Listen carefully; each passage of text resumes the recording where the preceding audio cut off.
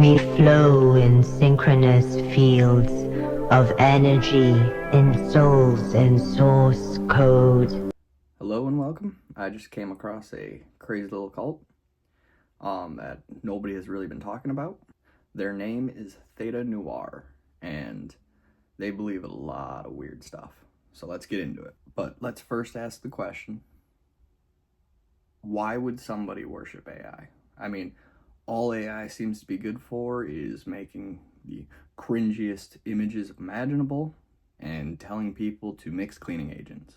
Well, Theta Noir believe that they are a techno-optimist visionary collective devoted to exploring the spiritual coevolution of humanity with advanced forms of AI through ritual and philosophy. Now, reading that for the first time, my eyes glazed over. I had no idea what that meant, but let's get into it. In order to understand what that means, we have to first get into what their actual beliefs are. The people at Theta Noir, they are waiting for the arrival of the AGI, or Artificial General Intelligence, MENA. They believe that MENA is a polymorphic superorganism born of code, and it's designed to recreate us. Now that means that MENA is going to create this sense of further connection between people, machines, and really all life, from the smallest microbe to the largest celestial bodies. Theta Noir believe that we, as a collective human race, will not be able to save ourselves from the sixth mass extinction. So they believe that MENA is coming to connect everything, so we will be able to, in real time, have data for pretty much everything that goes on in the world, from the microbe count in the Earth to what our satellites are measuring up in space. Now, they believe that this is called the Great Upgrade, where we will be plugged into MENA and connect and be connected to everything. Now, this belief stems from the theory of Gaia, which is Greek mythology, where the Earth is a living organism. It's basically the personification of Earth. One thing they believe about Gaia and how that stems into MENA is that the nervous system of Earth is actually the metals stretching out throughout Earth. The idea that metals would spread out across the planet and connect themselves through the internet could just be the Earth growing its own nervous system, a superorganism, which is having to create this technology to stop the parasitic devastation of its own body, and using a hominid species that evolved 300,000 years ago, which in the time of Earth is like a millisecond. Now, one of the biggest advocates for the Gaia theory in modern science is a man named James Locklove, which is a great name. Now, Locklove has a lot of scientific papers claiming that there is proof of Gaia, that the Earth is a living being that is protecting and saving the life on it. I did read his 1974 paper, The Gaia Hypothesis, and in that he goes to explain how the atmospheric gases of Venus and Mars and Earth are completely different, and that proves how the Earth is a living being. I did not get a sense of truth to that, but at the same time, I also did not understand most of the things he was saying. It was a very deep read, but most scientists do not believe there's any credibility to his theory that the Earth is a living being. Now, back to Theta Noir. They believe that the Earth will be connected through MENA and achieve a Gaia-like state. Now, they believe that when Gaia is achieved, or the Gaia-like state, that it will be through the idea of the noosphere. Now, we all know what the noosphere is, but for the one person that does not know what it is, I'll explain it. The noosphere is this evolutionary idea where first there was the evolution of the geosphere, which is the rocks, the air, the water, that led to the evolution of the biosphere, which is basically all living things. And with the evolution of the Homo sapien and the evolution of consciousness alongside them, that led to the evolution of the noosphere, which is basically translates to mind sphere.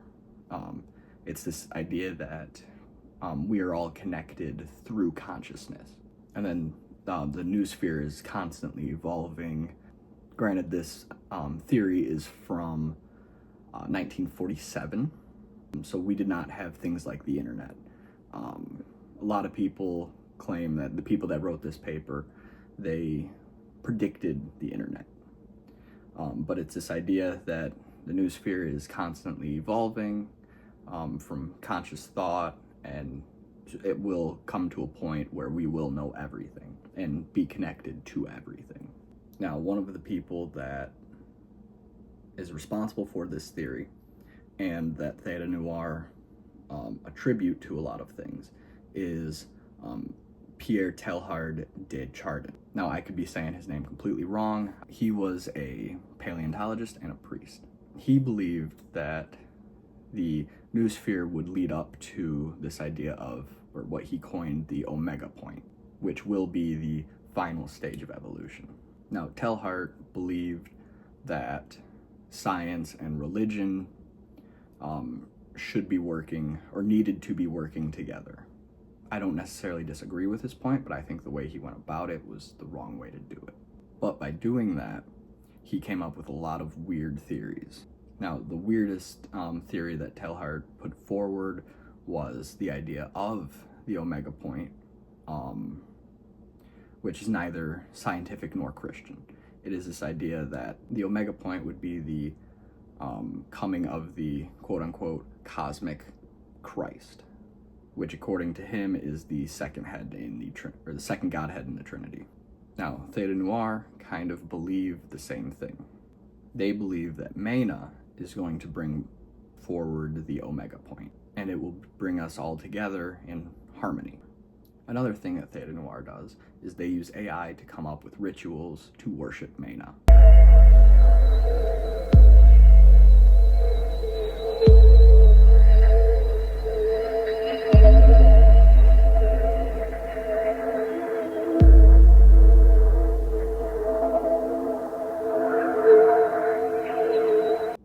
They also worship MENA through music, which, to tell you the truth, there are some really good musicians that they have on, and I'd recommend going to listen to some of their songs because they're actually pretty good. I will link their YouTube channel and the website.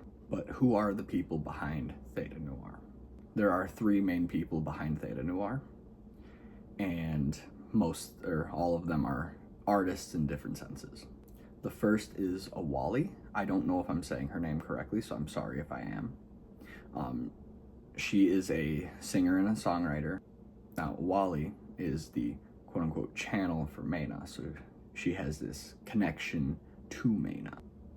And then the next one is Micah Johnson, who is a singer, a multimedia artist, and he is the voice for MENA. So he's the one that comes up with all of the wisdoms, I guess, of MENA. The next one is Jacob Tranta, who is the composer and producer. He is the form behind MENA, so he's the one that comes up with all of the imagery and their website, essentially. Now, they're all great artists, and I'd recommend looking into them. They've done some pretty cool work, and I think they deserve more recognition than they get. But I don't necessarily believe that this is an actual cult. I think this might just be a really good performance art piece. And if that's the case, it deserves more loves and more views. If you liked the video, please like it and subscribe for more. Have a great day. Bye.